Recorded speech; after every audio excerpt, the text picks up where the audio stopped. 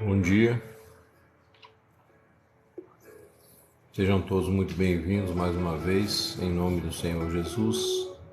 Estamos aqui para adorar o Senhor, contemplá-lo na beleza da sua santidade, da sua majestade, reconhecer sobre nós o seu governo, o seu domínio, o seu senhorio, nos humilharmos debaixo da potente mão do Senhor para que a seu tempo ele nos exalte, ou seja, para que a seu tempo o Senhor derrame sobre nós todo o conhecimento adquirido por Ele mesmo na pessoa de Cristo, como um homem aqui na terra. O Senhor Jesus tem falado muito conosco nesses dias sobre isso, irmãos, que o Espírito Santo, ele é a soma, vamos dizer assim, da experiência do Pai com a experiência humana do Filho na terra, incluindo a sua morte de cruz e a sua ressurreição. Por isso, o Senhor se torna poderoso para derramar sobre nós todo o conhecimento, toda a virtude lá do alto, para que possamos caminhar na presença do nosso Deus e viver para a sua glória.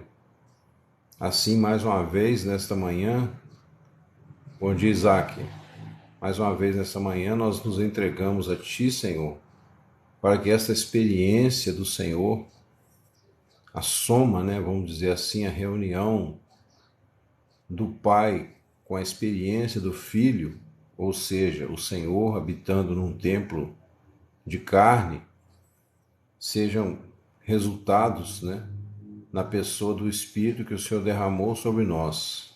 E assim o Senhor é o nosso companheiro, o nosso guia, o nosso professor, o nosso instrutor, aquele que nos dá a vida, que nos dá todas as bênçãos espirituais nas regiões celestiais, nas quais o Senhor mesmo nos fez assentar com Ele, entrar no descanso glorioso do Senhor, descanso das nossas obras de justiça própria, e sermos vivificados por meio das Tuas promessas, como está escrito, que por meio das Tuas grandes e preciosíssimas promessas, nos tornamos participantes da natureza divina. Assim, mais uma vez, nós Te adoramos, Pai, deixamos morrer tudo que é da carne, tudo que é do ego, tudo que é da mente humana, da mente natural, da alma, e trazemos cativo o nosso entendimento à obediência de Cristo. Ofereço a Ti, Senhor, meus lábios, meus ouvidos, minha mente, meu corpo, em sacrifício vivo, santo e agradável, que é o meu culto racional, para que o Senhor nos use conforme o Teu propósito, Pai. E que ouçam aqueles que tiverem ouvidos, em nome de Jesus. Amém. Amém, amados. Mais uma vez, nesta manhã, glorificamos o nome do Senhor, buscamos a sua face, como está escrito, Este é o dia que o Senhor fez, alegremos e regozijemo-nos nele. Nossa pretensão, irmãos, nosso ego carnal nos leva a viver muitas vezes como se fôssemos viver eternamente aqui na terra, ao passo que a palavra de Deus e a experiência deixam bem claro que hoje nós estamos, amanhã podemos não estar mais. Qualquer um de nós que está aqui nessa manhã sabe disso. Se a gente for um pouquinho humilde, a gente não deveria fazer planos nem mesmo para o dia de amanhã, porque não sabemos que a nossa vida é um sopro, E o fôlego de vida está na mão do Senhor. O Senhor dá a vida, o Senhor tira, o Senhor sabe o momento, sabe a hora, sabe o lugar. E nós não podemos presumir de nós mesmos. Isso já é um pecado do ego. Como falamos ontem à noite aqui, os irmãos que participaram, eu creio que deu para ter uma boa noção do que é o orgulho, do que é a soberba que nos domina nesse mundo, aquela cristalização que eu falo, como se cada um assumisse uma identidade particular, E essa identidade particular, ou seja, os valores que nós buscamos a nível individual, são exatamente o orgulho, né? Essa casca grossa de uma semente que se recusa a cair na terra e morrer. E é assim que nós passamos, às vezes, muitos anos da nossa vida, mesmo como cristãos, vivendo uma vida medíocre, né? Até que o Senhor afaste, arranque de nós tudo que não presta, tudo que é da carne, toda planta que meu Pai Celestial não plantou. Oi, Wagner, Pai do Senhor. Como está escrito, né? Toda planta que meu Pai Celestial não plantou será arrancada. Então, se ela não for arrancada agora, ela será arrancada no dia da nossa morte. Tudo aquilo que nós conquistamos aqui na terra, que deve servir apenas para granjear amigos, como o Senhor Jesus diz na parábola do mordomo infiel: granjeai amigos com as riquezas de origem iníqua. Ou seja, tudo que nós conquistamos nessa terra, ou achamos que conquistamos, são riquezas de origem iníqua. Por quê? Porque nada nos pertence. Tudo vem da mão do Senhor e é apenas emprestado para nós. Quando nós achamos que somos donos de alguma coisa ou de alguém, eis aí, né, o ladrão e salteador. Nós nos tornamos ladrões e salteadores. Muitas vezes atribuímos lá na parábola do bom pastor, atribuímos ali o ladrão, né, ao diabo e somente aos falsos profetas, mas toda vez que nós tomamos algo como se fosse nosso, nós estamos agindo como ladrões e salteadores em relação ao Senhor, porque nada nos pertence, nada é nosso nesse mundo. Então o ego, que é essa casca, né, esse orgulho criado pelo pecado, essa individualização, essa cristalização, né, em nós mesmos, que nos faz olhar o mundo de um ponto de vista particular, ele é o grande problema, a grande porta que Satanás tem para acessar este mundo.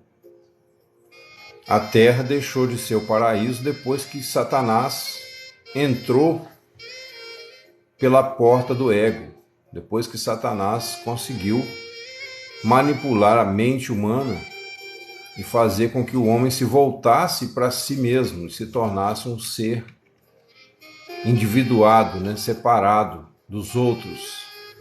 Então aí cada um desenvolve um conceito a respeito de si mesmo, cada um, ao nascer nesse mundo, começa desde cedo para se proteger dos problemas, para se proteger, né, dos traumas da vida. Cada um começa a criar uma fantasia a respeito de si mesmo, uma autoimagem, como a estátua de Nabucodonosor, né? Você cria a sua estátua para que todos adorem. E quando alguém não adora a estátua que você criou, você lança a pessoa no fogo. Ou seja, você abandona, você se irrita, você se magoa contra aquela pessoa. Oi, Daniela. Bom dia, querida. Paz do Senhor, seja bem-vindo. Então, amados, quando nós nos apegamos a valores particulares, como vimos ontem na live sobre a ansiedade, né? Eu creio que os irmãos que tiveram foi uma bênção. Se Deus é onipotente, por que não pôs Satanás em Marte, por exemplo? Ô Carlos, Satanás, quando ele cai do céu, que é a região espiritual, né, onde ele foi criado, por isso que os anjos, quando pecam, não têm arrependimento, né, porque eles foram criados na mesma dimensão de Deus. Então ele cai, quando Jesus fala caiu do céu em direção à terra, é porque nós habitamos na terra, mas na verdade ele cai do plano espiritual para o plano material. Então ele tem acesso a qualquer lugar, né? Enquanto é permitido, enquanto o juízo definitivo não chega, é permitido, né, que ele haja em qualquer lugar. Só que ele não vai agir em Marte porque não tem nenhuma alma lá para ele atormentar, né? Então ele vem para a Terra. Mas não significa que ele caiu literalmente na terra, entendeu? Jesus fala, né? Eu vi Satanás caindo do céu sobre a terra, mas porque nós habitamos na terra. Naquela época, Jesus não ia explicar sobre outros planetas, né? Não era o objetivo, entendeu? A Bíblia não ia falar sobre isso. Então, o que aconteceu foi que Satanás caiu do plano espiritual para o plano sensorial, o plano da matéria, o plano dos átomos, que é completamente oposto à essência de Deus. Deus é espírito. Nós não conseguimos, a ciência não consegue observar no laboratório o que é o espírito, certo? Ela consegue entrar até no núcleo dos átomos, mas o espírito é de uma outra natureza completamente diferente. No céu existe pecado? O céu é uma dimensão espiritual, Joaquim, como eu estava falando, né? As pessoas pensam no céu apenas a parte, vamos dizer assim, que a gente chamaria de parte física. Só que mesmo a parte física do céu, ou seja, que para nós seria correspondente ao que nós temos aqui hoje, é de uma natureza diferente, né? Porque o pecado, o que é o pecado? Quando fala em pecado no singular na Bíblia, não está falando dos atos errados que nós cometemos. O pecado, na sua origem, é a separação de Deus, é a morte espiritual que provém, né, de um véu de cegueira espiritual que nos deixa afastados de Deus. A partir do momento que o homem se apegou à matéria e deixou de olhar para cima em primeiro lugar, ele se torna apegado ao mundo material, né? Como eu uso o exemplo aqui do carrapato no lombo do boi, né? Sugando o sangue do boi, assim é o ser humano, pecador. Mas ele comete pecados por causa da raiz do pecado, que é a incredulidade.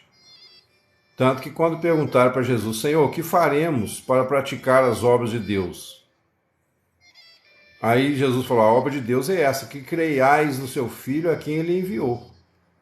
Eles, provavelmente os discípulos acharam que Jesus ia dar uma lista, né? Ou ia citar os 10 mandamentos. Que faremos para praticar as obras de Deus? Jesus falou, a obra de Deus é esta, que creiais no seu Filho. Porque essa fé não é apenas um assentimento moral ou mental, né? Desculpa, assentimento mental. Essa fé é uma ligação, né? É uma ligação vital com o nosso Deus. É quando o nosso espírito que veio de Deus, ele é religado a Deus por causa do que Cristo fez na cruz. O Senhor abriu, né, o canal que estava interrompido. O Senhor Jesus abriu. Ele veio em forma humana, ou seja, como homem ali, ele ganha a experiência de Deus na terra, ele ganha a experiência da humanidade, certo? E aí, ganhando a experiência da humanidade, quando ele morre e ressuscita, ele se torna o Espírito que dá a vida, né? Ou o que a Bíblia chama o Espírito Santo. Então, o Espírito Santo, ele é, vamos dizer assim, ele é o produto final, né? Falando, é lógico, com muito temor, com muito respeito. O Espírito Santo, na forma como ele vem habitar em nós, ele é o produto final de todo o trabalho da alma do Senhor Jesus, como fala lá em Isaías 53, né? Fala assim, ele verá o fruto do penoso trabalho da sua alma e ficará satisfeito. Com seu conhecimento, meu servo justo justificará a muitos, pois as iniquidades deles levará sobre si. Então, pessoal, o Espírito, né, é a fonte que jorra também lá em Zacarias. A Bíblia diz, haverá uma fonte aberta contra o pecado e contra a impureza. Se não me engano, no capítulo 13. Né? Naquele dia haverá uma fonte aberta para Jerusalém. Jerusalém é um tipo, né, da igreja também. Haverá uma fonte aberta para Jerusalém contra todo pecado e contra toda impureza.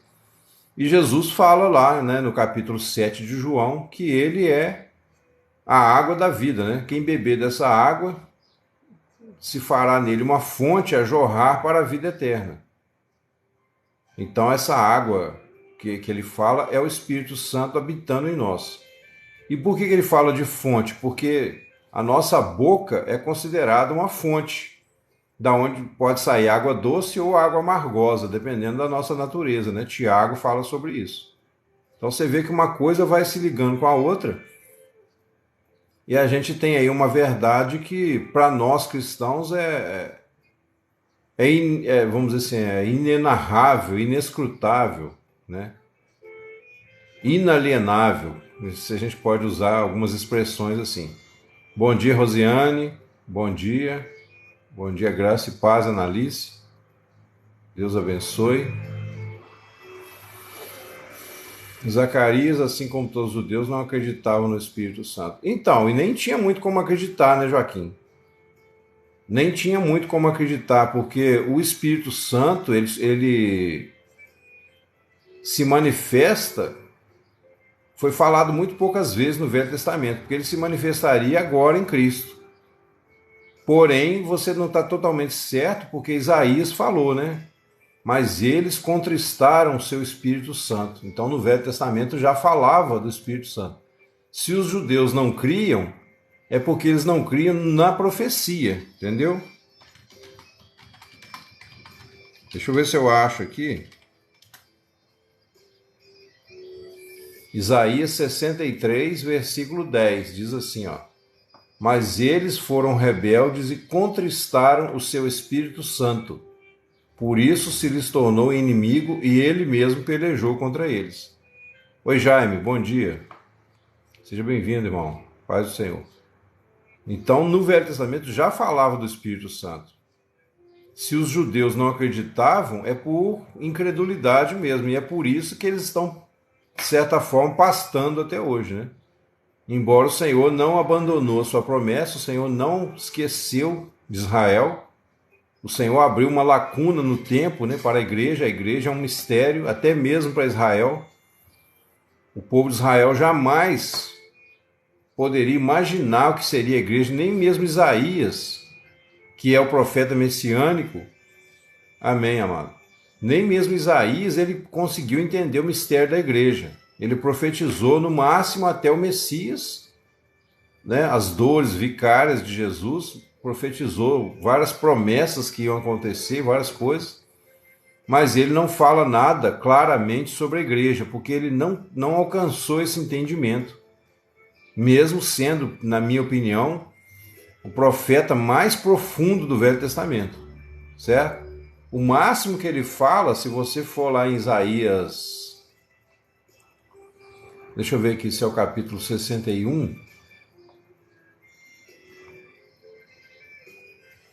ele fala assim, ó: o Espírito do Senhor Deus está sobre mim, porque o Senhor me ungiu para pregar boas novas aos quebrantados. Enviou-me a restaurar os contritos de coração, proclamar liberdade aos cativos e a abertura de prisão aos presos, a apregoar o ano aceitável do Senhor e o dia da vingança do nosso Deus, a consolar todos os tristes, a ordenar acerca dos tristes de Sião que se lhes dê coroa de glória ao invés de cinza, óleo de gozo em vez de alegria, vestes de louvor em vez de espírito angustiado, a fim de que se chamem carvalhos de justiça, plantados pelo Senhor para a sua glória. Esse texto, inclusive, foi o texto que Jesus leu quando ele abriu lá pela primeira vez a Torá na sinagoga, né? Foi dada a ele a palavra e ele leu esse texto, o Espírito do Senhor está sobre mim e tal. Depois, quando ele terminou de ler, ele fechou o livro, entregou ao servente e falou assim: hoje se cumpriu essa escritura aos vossos olhos. Aí todo mundo entrou em pânico, né? Todo mundo ficou atônito. Como assim se cumpriu?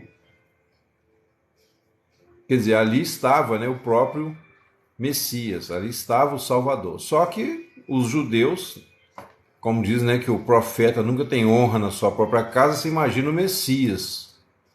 Então, né, os judeus logo pensaram assim: esse menino cresceu aí no meio da gente, jogando bola, brincando de birosca, né, soltando pipa, agora vem falar que é o Messias? Que negócio é esse? Eles acharam provavelmente que o Messias seria alguém no mínimo como Elias, né? Que pode descer do céu, subir. Oi, Wellington, bom dia. Entendeu? No mínimo, eles fantasiaram, como o ser humano tem a tendência de fantasiar a respeito de si mesmo. Nós falamos muito sobre isso aqui ontem à noite. Eles fantasiaram também sobre o Messias. Começaram a nutrir na mente deles um Messias herói, né? Um Messias guerreiro que viria talvez numa carruagem de fogo, de alabastro, né?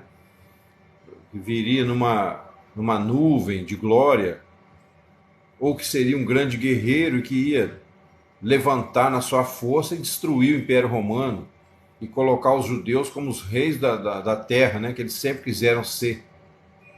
Os judeus sempre tiveram ambições de grandeza e por isso que o Senhor escolheu esse povo e tratou, né, com eles com firmeza durante centenas de anos.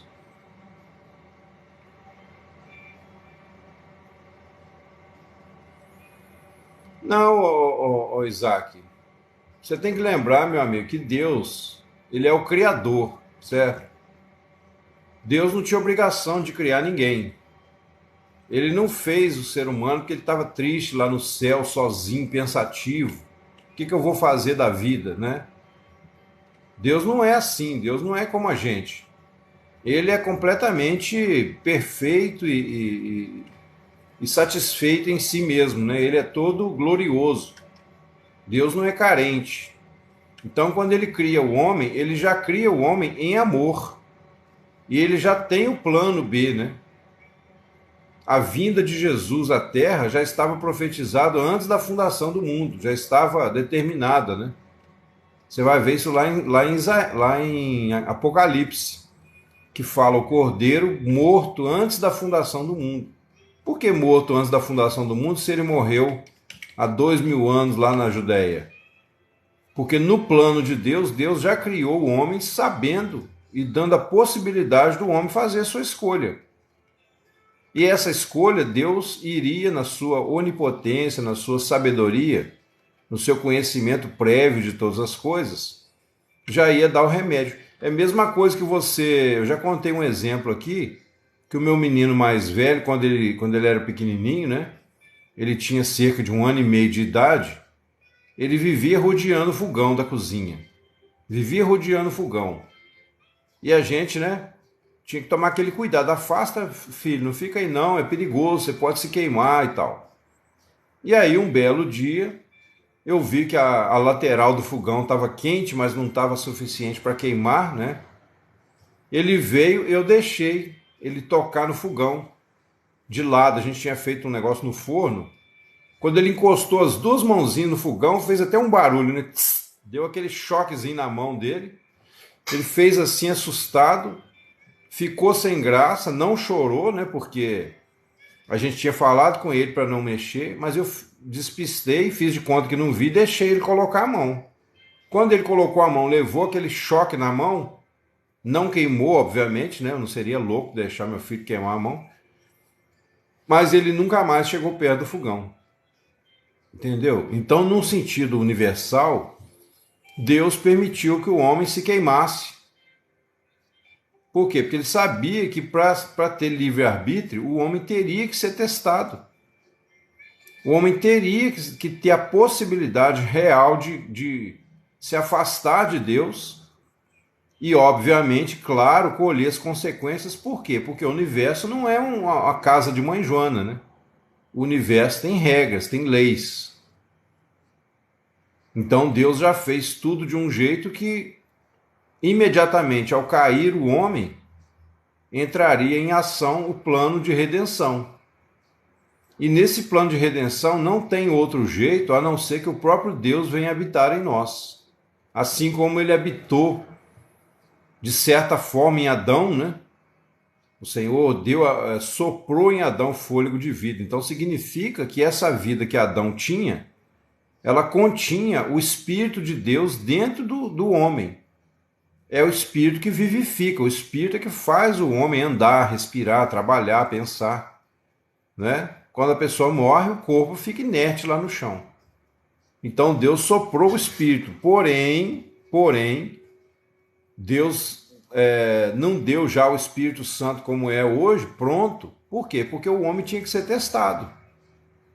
Deus sabe como construir o homem. Agora, você imagina, né? Para nós é quase impossível a gente entender como que Deus nos cria.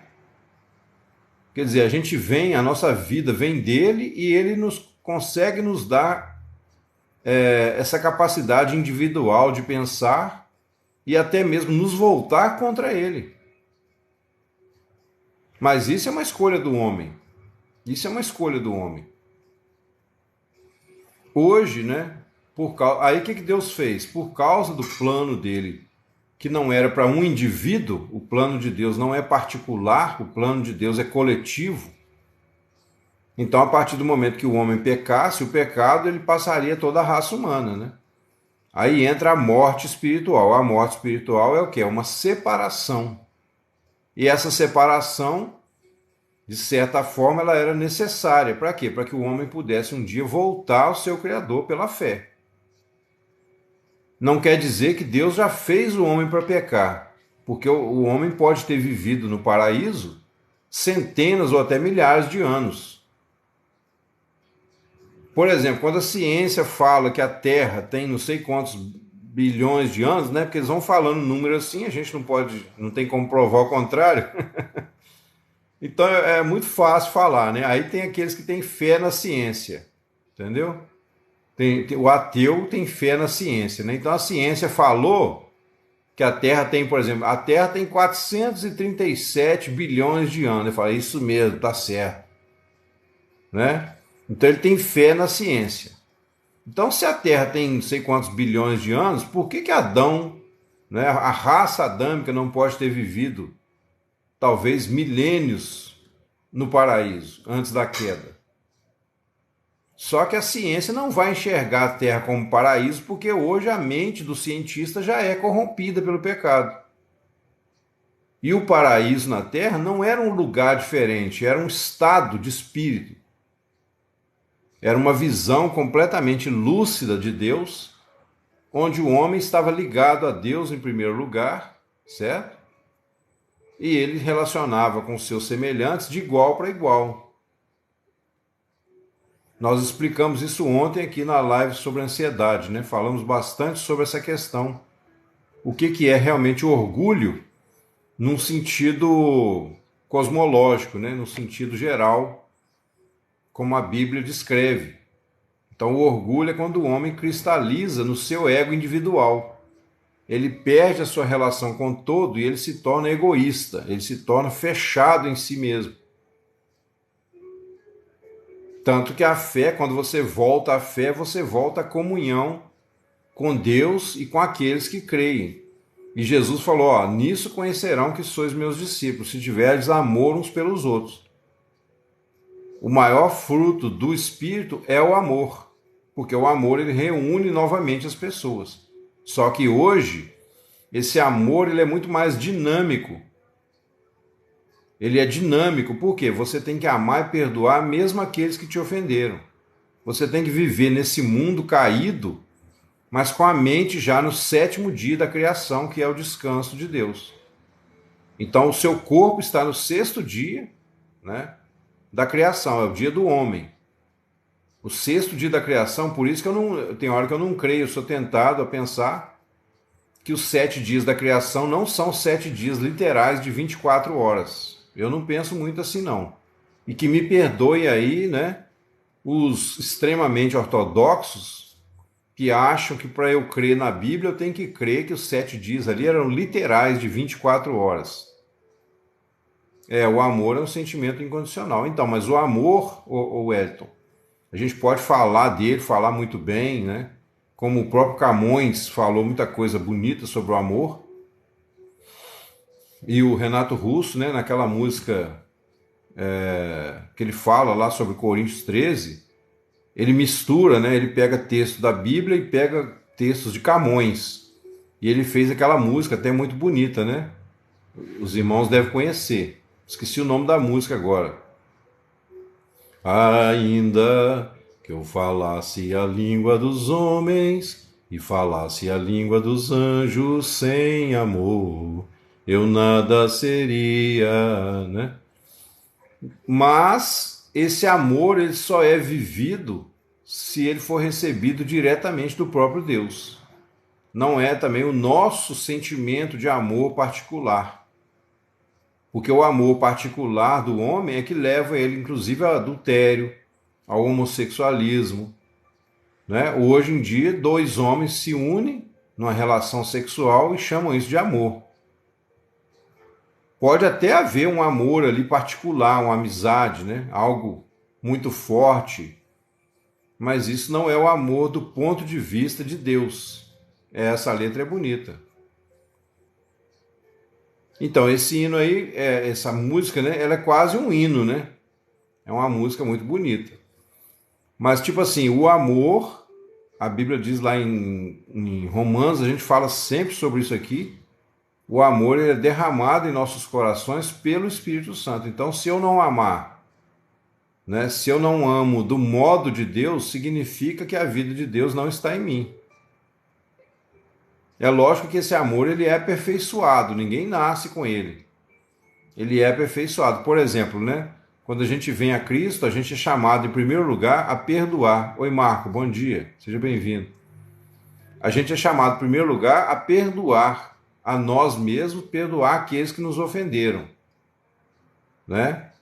E nós somos chamados a nos arrepender de nós mesmos, não somente dos atos que a gente cometeu errados, mas nos arrepender de nós mesmos. Oi, Fernando, bom dia. Então, quando nós temos essa consciência de que nós éramos uma casca dura, né, uma semente não germinada, uma semente, né, guardada numa caixinha de casca dura, o arrependimento é que eu me abrir agora para o Senhor, deixar o Espírito Santo orientar, dirigir minha vida. Eu não ter mais direitos próprios, no sentido de reivindicar justiça para mim, a não ser aceitar a justiça que Deus me oferece da parte dele.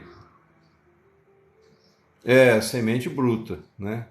Casca dura, casca grossa. É o ego, né? Eu uso essa analogia para os irmãos entenderem, porque a vida está lá dentro da semente, mas se essa casca não for rompida, ela não sai, ela não brota.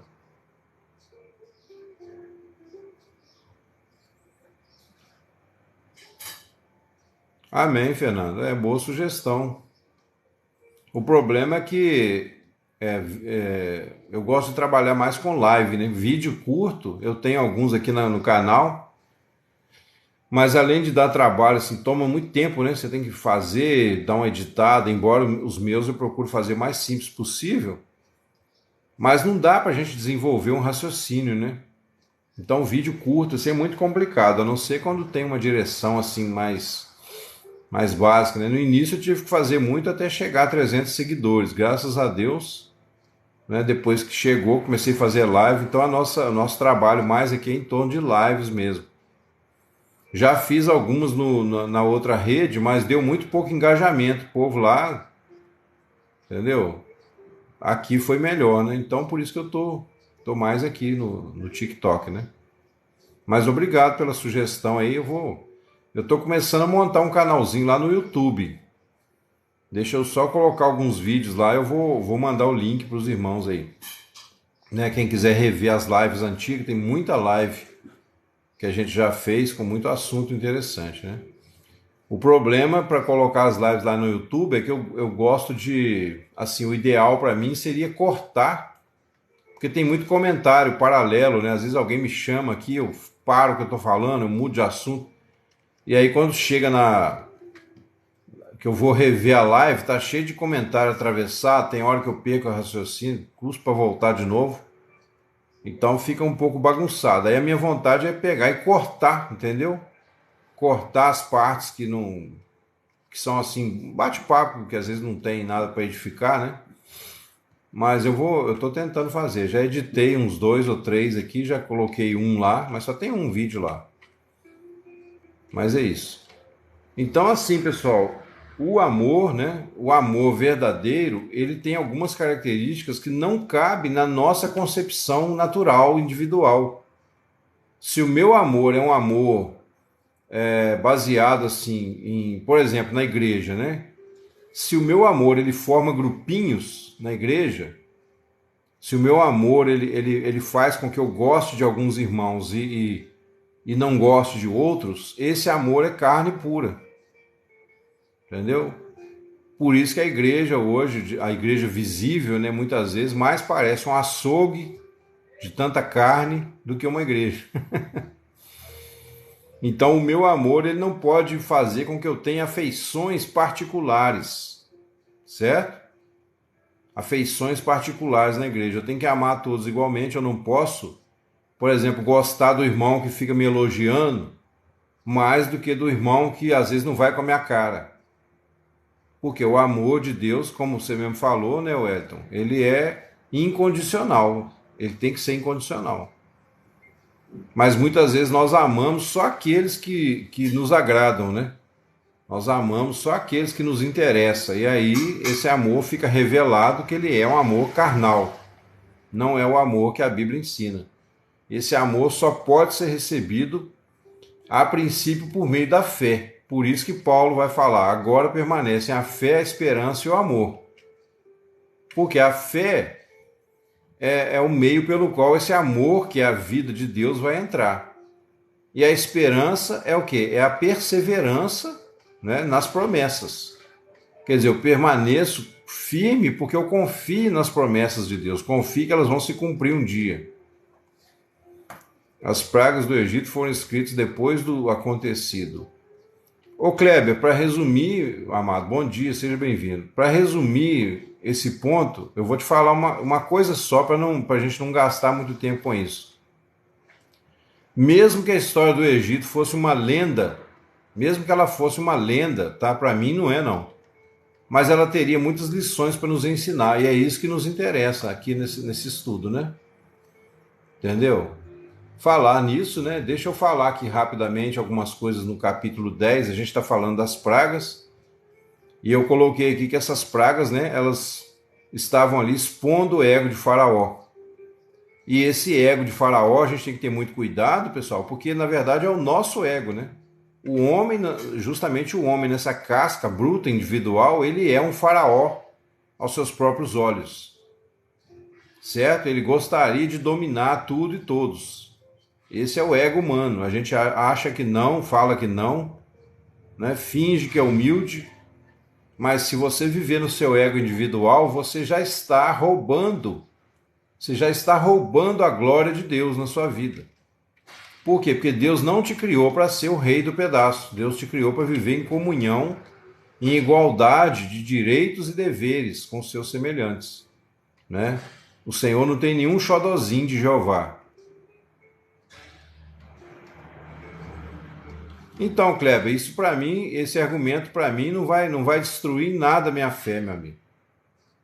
Porque, como eu digo para os ateus que entram aqui de vez em quando, eu falo com eles, ó, se um dia eu descobrisse que Deus não existe, eu não me arrependeria de tudo que a Bíblia fez na minha vida. Olha o extremo que eu estou chegando para você já saber com quem que você está lidando nesse ponto. Não que eu me ache melhor, mas a minha fé não é baseada em opiniões humanas, porque Deus transformou meu coração. Pode ser sumério, pode ser até colombiano. Pode ser até, como é que fala? Pode ser até do Uruguai, entendeu? Na sua opinião.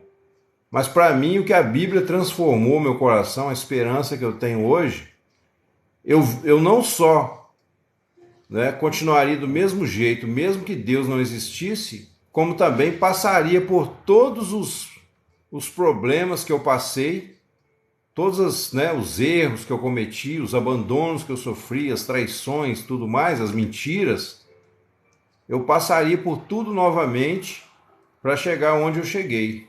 Então hoje quem responde por mim é a minha esperança, é a convicção interior que eu tenho que ninguém me tira, entendeu?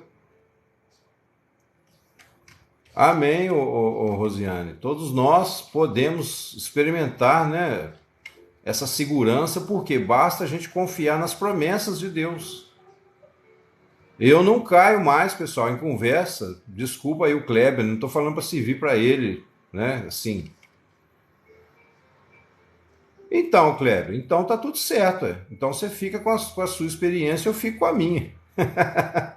E não vamos brigar por causa disso, né? Então eu vou continuar expondo aqui a palavra de Deus, que para mim é palavra de Deus, não importa a opinião de quem quer que seja, porque ela tem transformado a minha vida, entendeu?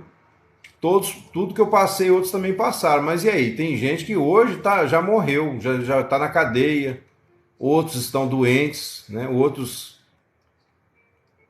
Então assim, eu estou te falando porque esses argumentos contrários à Bíblia, meu amigo, para mim aqui é perda de tempo. Você pode tentar, entendeu?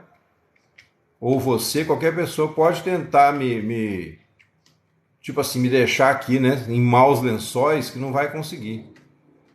Os irmãos que me acompanham também já sabem do meu procedimento, né? Então o Senhor disse a Moisés: vai a Faraó. Ó, lembrando que Faraó representa o homem no seu ego particular, tá, pessoal?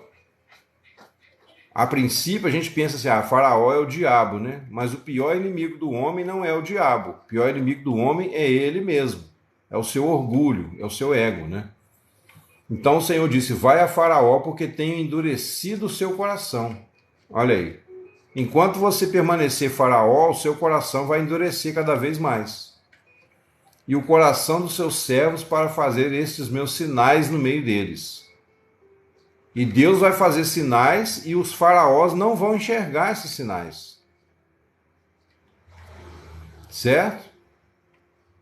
Deus, olha o que Deus está dizendo. Ó. Deus vai fazer sinais, mas os faraós não vão enxergar. Pelo contrário, quanto mais sinais de misericórdia Deus demonstra, mais o coração do faraó se endurece.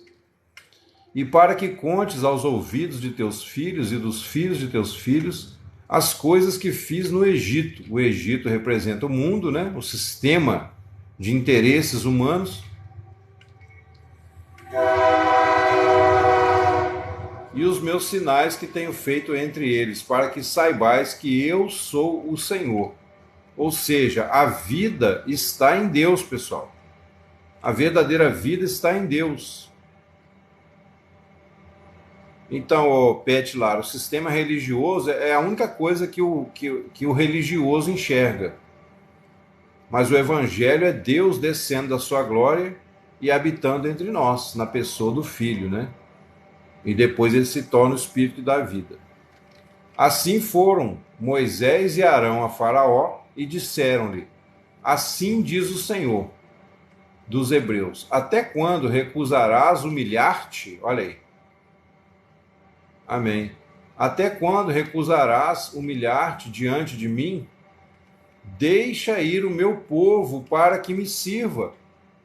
Olha isso aqui, pessoal. O faraó, uma das características do homem faraó é que ele quer impedir você de todo jeito de crer na verdade. Ele quer impedir você de sair das trevas e servir o Senhor. Olha só, deixa ir o meu povo. Até quando você não vai se humilhar? Até quando, Faraó, você não vai se humilhar e vai querer segurar o meu povo no Egito? Deus está falando, irmãos, olha aí.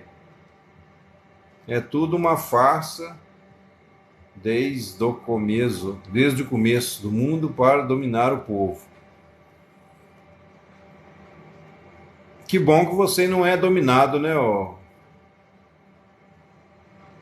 José Paulo.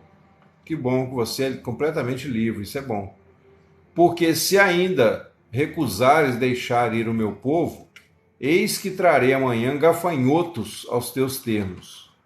Quer dizer, o gafanhoto é um bichinho, né, que aos nossos olhos é tão insignificante, mas um simples gafanhoto vai abater o ego de Faraó. Assim como, né, para o homem natural, qualquer probleminha é um problema para ele, grande. Qualquer coisa que... Desculpa, irmãos. Qualquer coisa que mexa com o ego dele... Oi, Analice. Na verdade, eu nem vou poder demorar muito. Eu tenho compromisso às 9 horas. Eu vou só até umas 8h40, tá, pessoal? Eu não sou os tolos. Eu não sei que língua é essa, não, ô Jojo. Os tolos igual a ti. Porque se ainda recusares deixar ir o meu povo, eis que trarei amanhã gafanhotos. Gafanhoto é um animal, né? É um bichinho tão insignificante aos nossos olhos, mas assim é o homem que tem o ego exagerado. Qualquer furadinha que você der na bola dele, ele desaba, né? cobrirão a face da terra, de modo que não se poderá ver a terra. Olha aí. O gafanhoto é um bichinho, né? Mas juntando gafanhoto com gafanhoto, eles vão corromper toda a glória do homem natural. E eles comerão o restante que escapou, e o que vos ficou da saraiva. Também comerão toda a árvore que vos cresce no campo. Quando a gente fala de árvore na terra, os irmãos que me acompanham já sabem, né? As árvores representam as ideias que brotam em nossas cabeças. A terra é a nossa cabeça, né? Na analogia que eu faço de Gênesis. E as árvores, quer dizer, são frutos da terra, são ideias, né? Que produzem sementes. Tudo aquilo que você cuidar, cultivar na sua cabeça, vai crescer e vai dar fruto, certo? Por isso que Jesus fala, qualquer que atentar numa mulher com a intenção impura, já adulterou com ela. Por quê? Você está alimentando aquele sentimento de adultério, então você vai acabar dando fruto, né? Você vai acabar fazendo, praticando aquele ato. Tem muita árvore seca. Encherão tuas casas e as casas de todos os teus servos e as casas de todos os egípcios, quais nunca viram teus pais, nem os pais de teus pais, desde o dia que se acharam na terra até o dia de hoje. E virou-se e saiu da presença de Faraó. Então aqui Moisés representa, né? Ele tipifica nessa história o Espírito de Deus, a palavra de Deus tentando nos convencer a não sermos Faraó, né? A sairmos do Egito, trabalhando para nos tirar do Egito. E é o próprio Espírito Santo que nos guia nessa jornada, né? E os servos de Faraó disseram-lhe, até quando este homem nos há de ser por laço? Aí os inimigos, né? Os inimigos do Evangelho, eles começam a tramar contra aqueles que são do Senhor. Faraó não quer deixar você sair do mundo, pessoal. E o Faraó, muitas vezes, é até mesmo alguém da sua família, é algum vizinho, é um colega de trabalho que te persegue.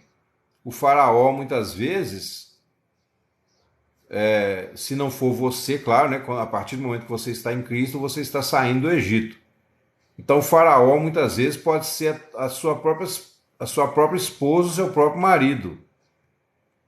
Não, Isaac, eu não estou dizendo que é simbólico. Eu estou fazendo uma analogia, assim, uma adaptação da história, porque ela tem um sentido espiritual também. Entendeu? Ela tem um sentido espiritual. E eu já falo assim, não porque eu não creia, mas porque, para as pessoas que me ouvem, né, eu sei que vai entrar muita gente aqui que vai questionar a palavra de Deus, mas quando a gente faz a aplicação, quando a gente mostra isso, né, aplicado à nossa vida, aí a pessoa não tem como contestar. Entendeu? Não, e continue acreditando. Eu acredito que é real. Em nenhum momento eu disse que isso aqui é simbólico. Eu disse assim, na analogia que nós estamos fazendo. Entendeu? É real, não vai deixar de acreditar. Certo? Mas tá na cara, né? Tá na cara que essa história foi registrada para nos trazer uma aplicação espiritual. Tudo no Velho Testamento aponta para Cristo. Então o Senhor escreveu essa história de forma, né, na vida real. Ele permitiu que fosse assim, porque Deus é poderoso, né, Isaac, para conduzir o homem mesmo sem tocar no nosso livre-arbítrio. Eu já disse para os irmãos aqui que eu posso pegar um ratinho, colocar dentro de um labirinto, né? Eu crio um labirinto com uma saída lá no canto, eu coloco ele aqui, eu consigo fazer ele chegar lá no final, mesmo sem encostar a mão nele. Né? Basta eu colocar uma isca, basta eu colocar alguns obstáculos ali para ele passar, que ele vai acabar chegando na saída. Então o Senhor, ele nos conduz dessa forma. Ele não toca na nossa capacidade de escolha, mas quanto mais bruto e racional é o homem, mais fácil ainda é conduzi-lo, né? O perigo é que, para o diabo também, quanto mais ignorante o homem, mais fácil iludi-lo, né? Porque ele oferece coisas extremamente brutas, rudes, e a pessoa acaba indo atrás daquilo. né? Então, quanto mais nós temos entendimento da verdade, mais livres nós somos, e é por isso que a nossa responsabilidade vai aumentando também. Porque depois que você chega num certo nível de conhecimento, aí se você cometer certos pecados, você já fica, né, já fica numa situação difícil. Não, Wellington, eu não vejo assim não, amigo. Às vezes eu acho que nós somos marionetes na mão da nossa ignorância, entendeu? O que mais nos manipula é a nossa própria ignorância, porque a nossa ignorância ela nos limita, ela fecha a nossa visão, né? Eu ponho a mão aqui, minha cara some, mas ó, você vê o cavalo quando você põe um cabresto nele, né? Para quê? Para ele não ver em volta. Então nós somos marionetes da própria ignorância, entendeu? Na verdade, pelo contrário, Deus trabalha para nos levar à saída do labirinto. Agora, por que parece que talvez que a gente seja marionete? Porque o Senhor justamente não toca no seu livre-arbítrio. Se você quiser continuar comendo capim, né? Assim, falando figuradamente, não estou falando de você, não. Se a pessoa quiser continuar comendo capim a vida inteira, ela vai continuar comendo capim a vida inteira. Entendeu? O Espírito Santo, o trabalho dele é para nos libertar, para nos dar uma consciência ampla. Por isso que Isaías falou, né? Amplia o lugar das tuas tendas. Isso aí se aplica também à nossa consciência. Para ir para o céu tem que ser marionete. Pelo contrário, Isaac. Pelo contrário, o céu começa quando você deixa de se sentir marionete e você entende que Deus é o seu dono, é o seu criador, que ele realmente poderia mandar em você. Aliás, ele poderia ter feito você um jumento, por exemplo, um cachorro, mas ele te fez um ser humano, né? Então, que marionete é essa? Entendeu? Os animais podem ser marionete, mas o homem não. Não, mas enquadrar na palavra, Isaac, você queria que Deus criasse cada um para ser o quê? Para ser o que quisesse? Para o universo virar um lixão, né? Assim como o homem faz com a terra, você vê que Deus deu livre-arbítrio para o homem na terra. O homem já detona a terra todinha. Você imagina? Agora, enquadrar na palavra é viver aquilo melhor que Deus tem para nós. Véio. Enquadrar na palavra, quem dera que todos nós estivéssemos enquadrados na palavra. Porque a palavra tem o melhor de Deus para nós. Só que às vezes a gente, na nossa ignorância, na nossa limitação, nós achamos que Deus quer nos castigar, né? Porque Deus quer me obrigar a fazer. Quer dizer, eu tenho que obedecer, senão eu vou para o inferno. Esse é o pensamento do ímpio. É isso que gera o orgulho do faraó. Ele pensa, não, no meu pedaço aqui quem manda sou eu. Que Deus é esse que vai querer me tirar daqui? Que Deus é esse que vai fazer eu deixar Israel? Então esse homem ele se levanta contra a ordem das coisas criadas. Por que existe tanta injustiça na sociedade? Por causa do ego. Cada um quer dominar sobre o outro, cada um quer oprimir o outro e levar vantagem em tudo. Agora, o que Deus quer para nós? Deus quer para nós que o nosso valor provenha dele. Porque quando o valor provém dele, todos são iguais, ninguém domina sobre o outro. Eu falei ontem aqui com um irmão, né? Ele falou que o orgulho é importante, a gente ter orgulho. Eu falei, não, o orgulho é o problema. Então, mas o que é fazer o bem? Isso aí é muito vago. Vamos fazer o bem. O bem para você eu posso não concordar. E aí começa a briga toda de novo. Então, se esse critério não vier de uma fonte única, nunca você vai ter como criar uma sociedade de paz. Maria Teixeira, a paz, querido. Tô achando que a gente é parente, hein, Maria? Maria Teixeira. Então, pessoal, se Deus, né, se o nosso valor não vier do próprio Deus, que é a fonte, que é o criador de tudo, então qualquer interesse particular é um levante contra a glória de Deus. Guarda isso no seu coração. Qualquer interesse particular, de certa forma, ele é um levante, né? Ele é uma espécie de rebelião E de fato a Bíblia diz, né? Porque as leis de Deus, pessoal, não são para nos reprimir, não. As leis de Deus são para nos liberar de uma vida egoísta, de uma vida onde quando você está levando vantagem, você se sente bem, mas quando alguém leva vantagem sobre você, você fica magoadinho, chateadinho, entendeu? Porque veja bem, o homem quer ser livre para fazer o que dá na cabeça. Mas quando vem outro que acha que é livre, que faz o que dá na cabeça e fere você, aí você já fica chateado. Então, quer dizer, é muito importante a gente entender que toda a verdade sobre nós tem que ser aquela proveniente do nosso próprio Criador, e não aquilo que nós achamos, entendeu? Então os servos de Faraó disseram: até quando este homem nos há de ser por laço? Olha aí, ó, o mundo, né? As pessoas mundanas tentando impedir você de adorar o Senhor. A carne, né, também.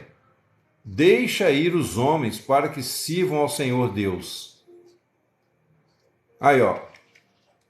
Aqui, não, nesse caso aqui, eles até falaram com o Faraó para deixar, né? Chegou um ponto que eles viram que não tinha mais jeito e que o Faraó seria destruído. Então eles advertiram o Faraó: deixa ir os homens para que sirvam ao Senhor, seu Deus. Ainda não sabes que o Egito está destruído? Então aqui é uma outra característica. Quando a pessoa, né, vê que quanto mais ela persegue o cristão, mais a vida dela afunda, aí chega uma hora que ela já quer deixar você em paz, deixar você ir, né? E aí fica claramente exposto que ela não tem a mesma natureza, o mesmo coração que você. Por isso que o livre-arbítrio não existe. Mas, ô Elton, mas quem foi que te impediu de escrever isso aí? Se o livre-arbítrio não existe, por que você escreveu isso aí? Alguém te impediu de escrever? Ou Deus determinou que você escrevesse isso aí?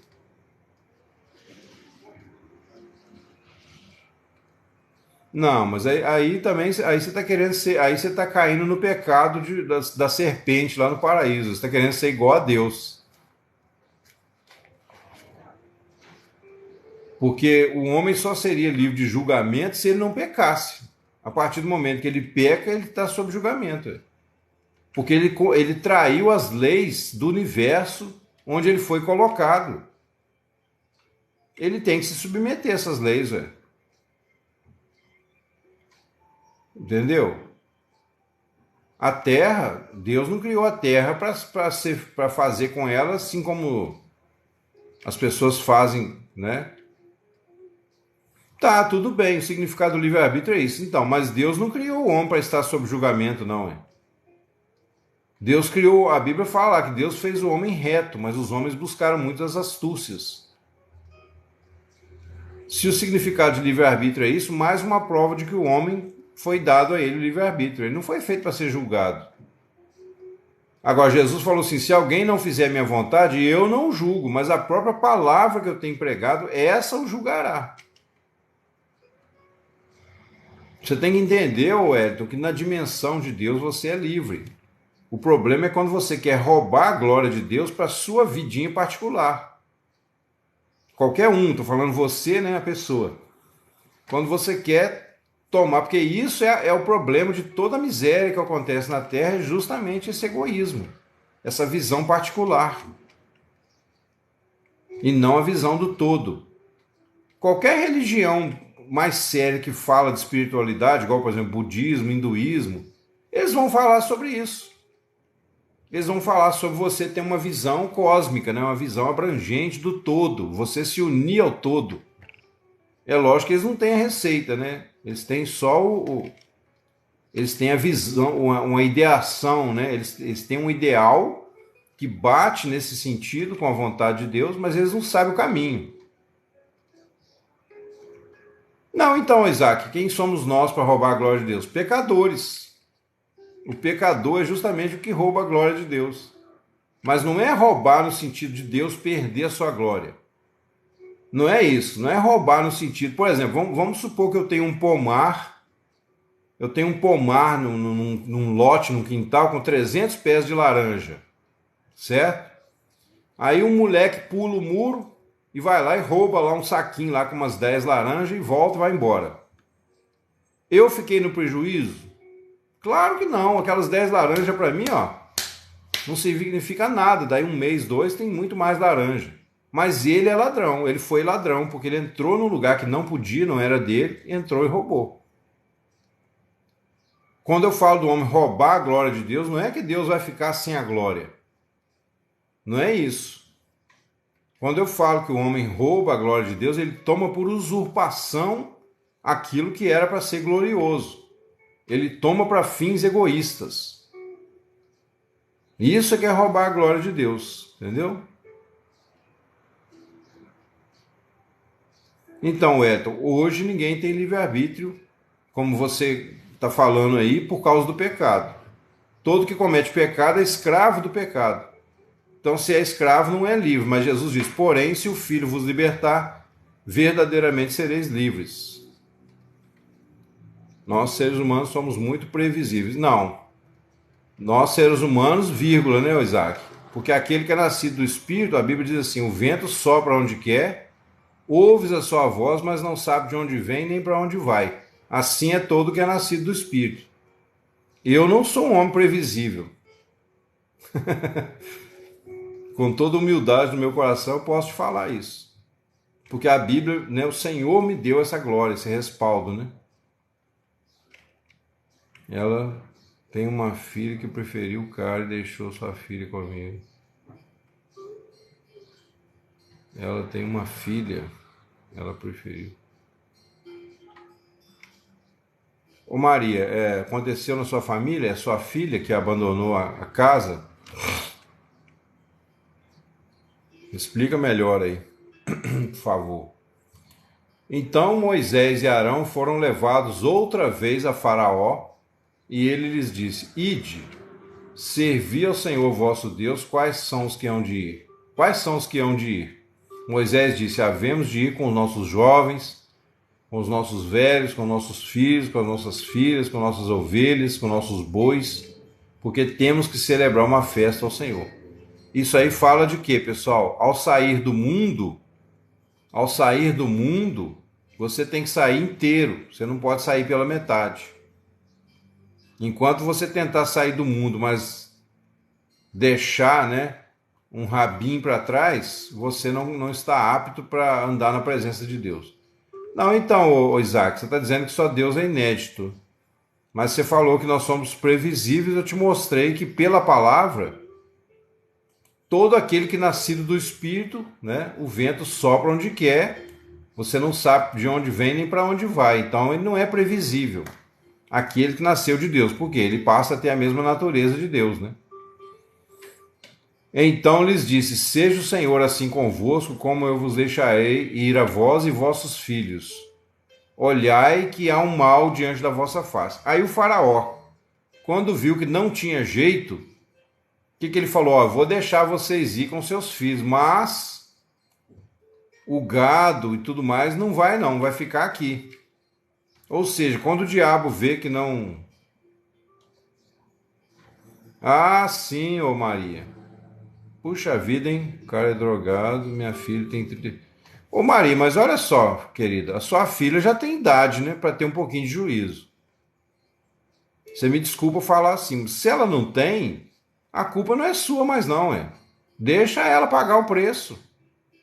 Não fica preocupada, ansiosa com isso não. O máximo que você pode fazer é orar por ela. Inclusive, se você quiser me passar o nome dela, a gente põe aqui no caderno, a gente ora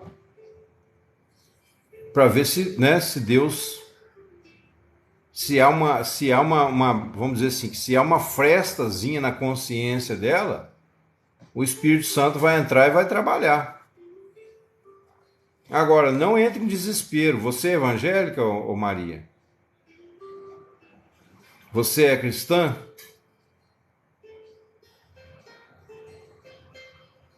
Liberta, Jesus liberta.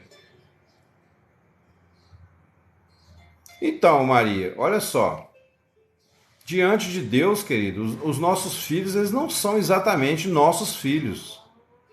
Todo ser humano vem, em primeiro lugar, de Deus. Você não é dona da sua filha. É duro isso, às vezes? Que a gente às vezes não quer largar, né? Não quer abrir mão de um certo sentimento de posse. Ah, é meu filho, né? Ué, mas ela tem 36 anos, já tem o dobro da idade da razão, né? Aos 18 já começa a pessoa a ter que assumir responsabilidade na vida, até mesmo perante a lei dos homens. Ela tem 36, deixa ela se arrebentar, ué. Deixa ela comer o pão que o diabo amassou, que às vezes um dia ela volta, igual o filho pródigo, toda arrebentada, mas volta, né? Consciente da sujeira que fez, entendeu?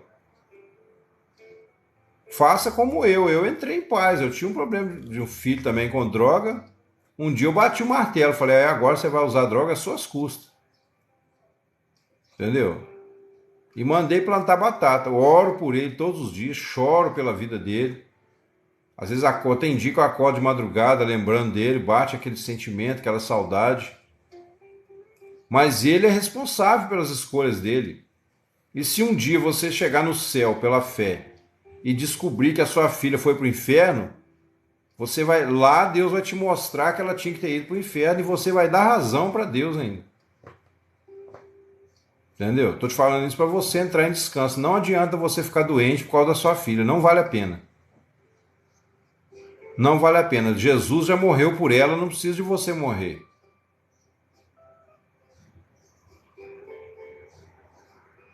Então, tudo bem. Olha só, tudo bem que eu diga assim, né? Eu imaginei que poderia acontecer N coisas. Você brigou com ela, não está conversando. Ora por ela, querido.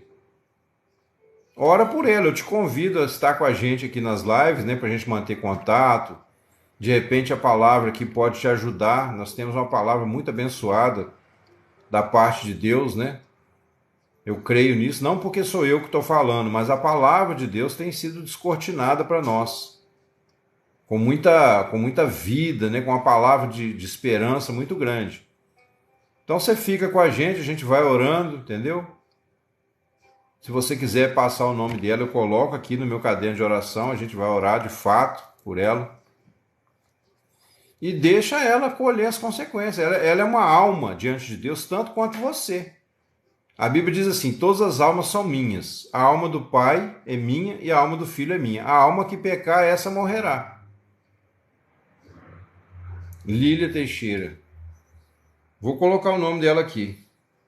Lília Teixeira. Filha da Maria Teixeira.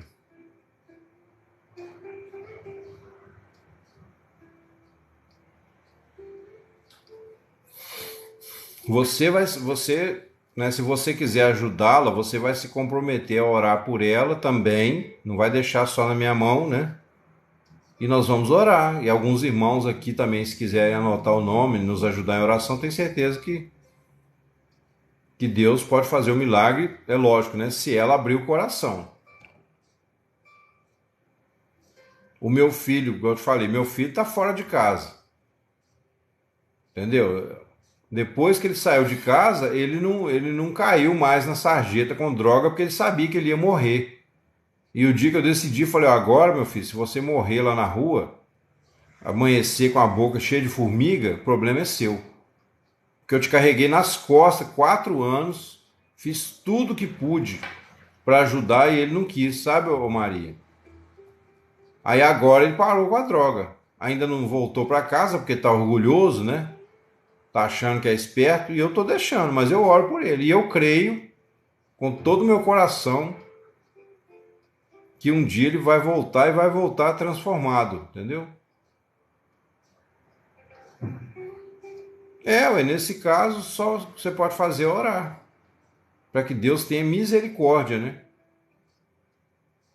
Para que ela tenha pelo menos uma frestazinha lá na consciência, para o Espírito Santo poder falar. Porque se a casca estiver dura demais, fechada, o Senhor não arromba o coração de ninguém, né? Exatamente, a oração ela tem o objetivo de o Espírito Santo, né, ele toma aquela palavra quando a gente ora e ele começa a bater no coração da pessoa. Começa a mostrar certas realidades. E aí, quem sabe, né? Daqui a pouco, daqui a 1 ano, 2, 10, ela volta. Isaac orou pela esposa dele 25 anos só para que ela tivesse um filho. E ele não desistiu. Nem sei te falar se foi falta de fé. Talvez ele orou do jeito errado, né? 25 anos, mas por fim ele conseguiu a bênção. Tomei 6 tiros, mas tinha alguém ajoelhado por mim. Aí, ó. Tá aí, ó. Viu? Nosso irmão Isaac Peneira. Vou botar um apelido em você, tá, Isaac? Isaac Peneira, porque com 6 tiros você ficou igual uma peneira, né? Brincadeira, tô brincando. Mas enfim, pessoal. Então o Senhor, ele trata conosco nessa forma, né? Então o faraó aqui, quando ele resolveu, viu que não tinha jeito mais, ele falou, não, então vai você com seus filhos, mas o gado vocês não vão levar. Tipo assim, aí quando você quer sair do mundo, o diabo vê que não tem jeito e faz de tudo para te arrebentar, para você sair todo estrupiado, né? Para não deixar você sair inteiro. Então aí ele vai te tentar de todas as formas para você desistir. Não será assim, agora ide vós homens, ó, e servi ao Senhor, pois isto é o que pediste. Aliás, ele quis deixar aí só os homens, nem as mulheres e crianças. E eles os expulsaram da presença de Faraó. Então disse o Senhor a Moisés: estende a tua mão sobre a terra do Egito, para que os gafanhotos venham sobre a terra do Egito e comam toda a erva, tudo o que deixou a saraiva. A saraiva foi uma praga antes, né? Agora o Senhor falou, agora eu vou destruir realmente toda a sua glória pessoal. E é assim que acontece com o faraó, né? Com o homem. Quanto mais egoísta ele é, quanto mais avarento, mais ingrato ele se torna, mais sedento ele se torna de poder e ele vai perdendo a sensibilidade para as coisas. Então ele vai se tornando ingrato. Por isso que o rico, o opressor, quanto mais ele tem, mais ele quer ter, né? Então estendeu Moisés sua vara sobre a terra do Egito, e o Senhor trouxe sobre a terra um vento oriental todo aquele dia e toda aquela noite. E aconteceu que pela manhã o vento trouxe os gafanhotos. E vieram os gafanhotos sobre toda a terra do Egito e assentaram sobre todos os termos do Egito. Tão numerosos foram que antes destes nunca houve tantos, nem depois deles haverá. Foi a maior praga de gafanhotos que o mundo já conheceu. Aconteceu no Egito há cerca de 3.400, 500 anos, certo? E essa história tem essa aplicação para nós, né? Porque cobriram toda a face da terra, de modo que a terra se escureceu, e comeram toda a erva do campo, e todo o fruto das árvores. Olha aí. Falei com os irmãos, né? Lembrando novamente que a erva do campo, as árvores, representam o quê? Ideias. Então, todas as ideias malignas do faraó foram sendo ali destruídas. Tudo que ele planejava dava errado. E não ficou verde algum nas árvores, nem na erva do campo, nem em toda a terra do Egito. Então, quer dizer, a pessoa vai ficando totalmente estéril, né? Totalmente seca. Então Faraó se apressou a chamar Moisés e Arão e disse: pequei contra o Senhor vosso Deus e contra vós. E aí ele teve um suposto arrependimento, porque ele sofreu dano, né? Agora, pois, peço-vos que perdoeis o meu pecado, somente desta vez, e que oreis ao Senhor vosso Deus, que tire tão somente de mim esta morte. E eu já tive pessoas que vieram me pedir perdão, pessoal. Pessoas que me feriram lá atrás e que depois vieram quase de joelho me pedir perdão por causa do mal que tinha me feito. Com certeza Deus pesou a mão, né? Isso acontece. E saiu da presença de Faraó e orou ao Senhor. Então o Senhor trouxe um vento ocidental fortíssimo o qual levantou os gafanhotos e os lançou no mar vermelho. E não ficou um só gafanhoto em todos os termos do Egito. Quer dizer, aí o Senhor teve misericórdia e reverteu aquela situação. Veja bem, para quem pensa que Deus endureceu o coração de Faraó, literalmente, né? Está provado que não, porque na verdade toda vez que o Faraó pedia misericórdia, Deus demonstrava misericórdia para com ele. Só que o problema voltava por quê? Porque o arrependimento dele não era verdadeiro. O arrependimento dele era apenas por interesse. Certo? Aí fala, né? O Senhor, porém, endureceu o coração de Faraó. Como que o Senhor endureceu o coração de Faraó? Usando de misericórdia. Porque na vida do ímpio, quanto mais Deus deixa ele prosperar, mais ele se torna ingrato. Na vida do homem que não tem a Deus, da mulher que não teme a Deus, tudo que Deus concede, a pessoa leva para o lado do mal. Então o Faraó foi assim que Deus endureceu o coração, não fazendo uma maldade, eu vou endurecer o seu coração. Não. O Senhor endureceu o coração de Faraó, permitindo que Faraó colhesse consequências dos seus próprios atos. Gisela Chaves. Amém, Gisela, mas aqui nós não estamos falando de política, querido. Desculpa. O Senhor, porém, endureceu o coração e ele não deixou ir os filhos de Israel. Então disse o Senhor a Moisés: estende a tua mão para o céu e virão trevas sobre a terra do Egito, trevas que se apalpem. Por que agora trevas, pessoal? A Bíblia fala, né, da cobiça da carne, da cobiça dos olhos e da soberba da vida, certo? As outras pragas têm a ver com a cobiça da carne. Por quê? Tem a ver com os interesses mundanos do faraó, interesses financeiros e tudo mais.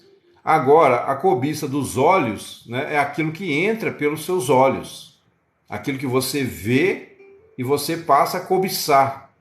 Então agora o Senhor vai fazer com que essa cobiça dos olhos também seja destruída em Faraó. Até aquilo que ele cobiçou com seus olhos, agora vai ser mexido. Por quê? Porque a escuridão vai ser tão grande que ele não vai poder enxergar um palmo adiante do próprio nariz. Então Moisés estendeu sua mão para o céu e houve trevas espessas em toda a terra do Egito por 3 dias. Não viu um ao outro, e ninguém se levantou do seu lugar por 3 dias. Mas os filhos de Israel tinham luz em suas habitações. Para quem não crê na palavra de Deus, isso aí é um prato cheio, né, pessoal? Para quem não crê na palavra, vai falar: nossa, que absurdo, como é que você pode acreditar que veio trevas, né? E o povo de Israel tinha luz. Eu não sei como que Deus fez isso, mas eu sei que ele fez. Nós temos exemplos menores, né? Às vezes está chovendo num lugar, não está chovendo no outro. Eu lembro quando eu era criança, eu já corri na frente da chuva. Alguém aí já brincou de correr na frente da chuva? A chuva começava a cair, né? De um lado para o outro e a gente saía correndo na frente.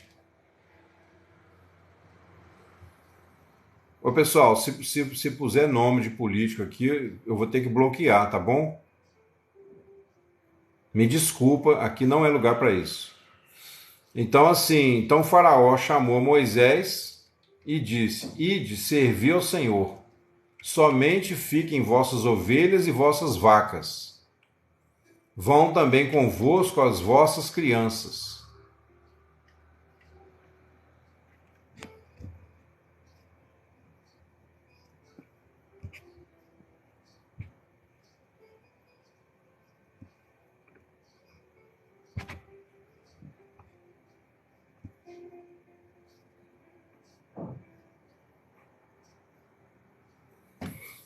Vou silenciar de uma vez, pessoal.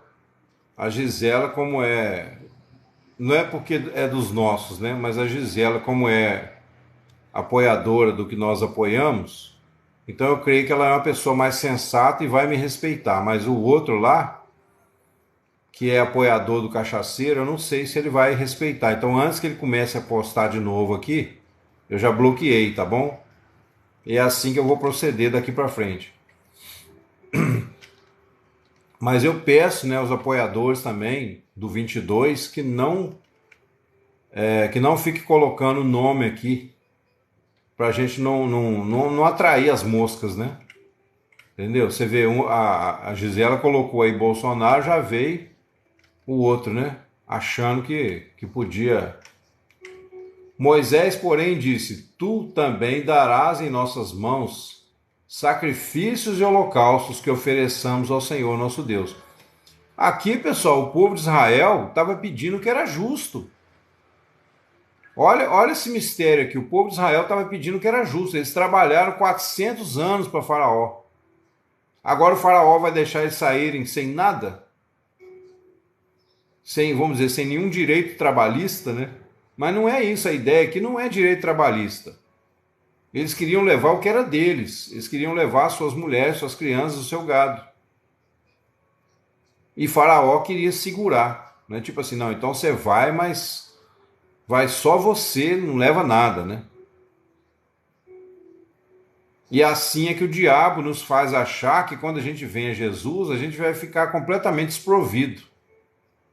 Ele faz a gente achar que a gente vai se lascar, né? Ele procura colocar um medo de que Jesus cobre algo de nós que a gente não possa cumprir. E tem um outro fator, né? Olha só. Moisés, porém, disse: Tu também darás em nossas mãos sacrifícios e holocaustos que ofereçamos ao Senhor nosso Deus. Esse darás em nossas mãos sacrifícios. Qual é o sacrifício que o Senhor pede de nós hoje? Sacrifício de louvor, né? Obediência pela fé, como a gente tem ensinado aqui. Então o diabo ele quer fazer você achar que isso é uma escravidão. Ele quer fazer você achar que servir ao Senhor é ser marionete. Ele quer fazer você achar que servir ao Senhor é uma espécie de doutrinação, né? Agora você é um crente doutrinado, agora tudo vai ter que ser Bíblia, igreja. E aí ele coloca essas minhocas na cabeça para você não enxergar a verdade. Que não tem como você viver no universo de Deus sem se submeter às leis espirituais, físicas do universo de Deus. Não tem como. Agora, se nós nos sentimos limitados, é porque nós somos mesmo limitados, nós somos criaturas, nós não somos deuses. Então, o nosso limite é também a mesma porta da nossa liberdade. Quando você obedece gemendo, você se sente escravo. Quando você obedece por amor, por compreensão, você se sente livre. A terra é a mesma, o ambiente é o mesmo, mas o olhar, né, do cristão é diferente. Aquele que se converte a Cristo, ele já obedece não mais por tipo assim, tem que obedecer, puxa vida, eu tenho que ir para a igreja, puxa vida, eu tenho que amar. Não, ele fala, glória a Deus, o Senhor está me ensinando a amar, o Senhor está me ensinando a ser livre do pecado, o Senhor está me dando alegria, né, muito acima de qualquer coisa desse mundo. Olha só, são dois olhares diferentes. Os irmãos conhecem aquela história dos dois caras, né, que foram mandados para o Polo Norte vender geladeira. Dois homens foram mandados para o Polo Norte para vender geladeira. Um era otimista e o outro era pessimista. Então passaram-se alguns dias, o pessimista ligou para a central e falou, não vai vender geladeira nenhuma aqui, cara. Aqui ninguém usa geladeira. Aí passou mais um pouquinho, o otimista ligou e falou assim, vai vender demais, aqui ninguém tem geladeira. Olha a diferença, né? É lógico que o que nos salva, pessoal, não é o otimismo, tá? Nossa fé não é um otimismo. Mas eu digo assim, esse otimismo aí está retratando o quê? Um olhar puro, né? Um olhar saudável, um olhar humilde. Um reconhecimento de que nós somos criaturas e que nós devemos sim prestar contas ao nosso Criador. Mas o soberbo, né, como disse lá o profeta Abacuque, eis o soberbo, a sua alma não é reta nele, mas o meu justo pela sua fé viverá. Então o soberbo é o contrário da fé, né? A alma do soberbo não é reta nele. Reta porque ela não aceita viver alinhada com a vontade de Deus. Ele acha que ele é o dono do pedaço, né? E por isso que acontece o caso igual a filha da Maria, né, Maria? A pessoa envolver com um cara drogado e abandonar a própria família, abandonar a própria mãe para viver com um maconheiro. E outra coisa, pessoal, isso aqui que eu vou falar serve para todos vocês. Se você tem um filho, uma filha, que já tem, principalmente que já tem mais de 18 anos, não fique com vergonha se esse filho seu fizer vexame aí na rua, não. Não fique com vergonha, não. Porque você já teve essa idade, não teve? Você teve 18 anos, você teve 20, 25.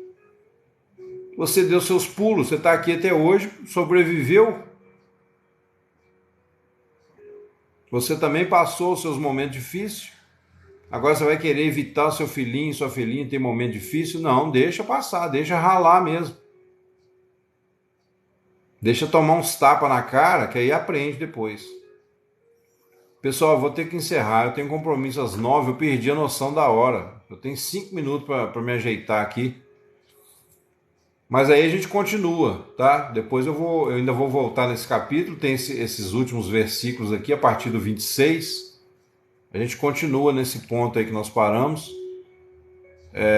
Vou pedir aos irmãos, eu vou ter que encerrar mesmo, tá? Não tem outra saída para mim nesse momento. Quero agradecer a presença de todos, né? Foi muita alegria para mim. Que bom que vocês gostou, o Mixel. Que Deus... Agora, não sei se você está dizendo legal porque eu vou sair ou porque você gostou da mensagem, né? Mas amém, tá tudo certo. Rosiane Oliveira. Ah, então tá bom. Tô brincando, eu entendi. Amém. Ju Marquezine, bom dia. Deus abençoe. Rosiane, bom dia. Pessoal, agradeço mesmo, tá? De coração, que você tenha um dia abençoado, iluminado pelo Senhor, que você tenha paz no seu coração, que você consagre a sua alma ao Senhor. Amém. Então, ô Mick, segue aí pra gente estar junto, Eu creio que Deus vai falar poderosamente ao seu coração aí, porque a palavra nossa aqui, modéstia à parte, é muito abençoada, muito dirigida pelo Espírito Santo, entendeu? Eu tenho quase 30 anos de cristão, né? Então já é hora de ter seriedade, né? Então é isso aí, amados. Fiquem com Deus, tá? Até o nosso próximo encontro, hoje às 19h30, tá? Também vamos estar com um assunto aí muito interessante. Se Deus quiser, a gente vai estar junto aí à noite, tá? Amém, ó Vanderhunt.